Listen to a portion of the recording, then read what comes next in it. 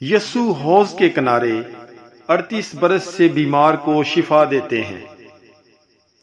ایک شخص تھا جو 38 برس سے بیماری میں مبتلا تھا۔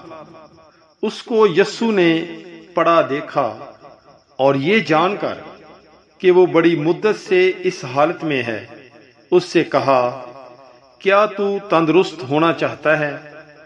اس بیمار نے اسے جواب دیا، اے خداوند، میرے پاس کوئی آدمی نہیں کہ جب پانی ہلایا جائے تو مجھے حوض میں اتار دے، بلکہ میرے پہنچتے پہنچتے دوسرا مجھ سے پہلے اتر پڑتا ہے۔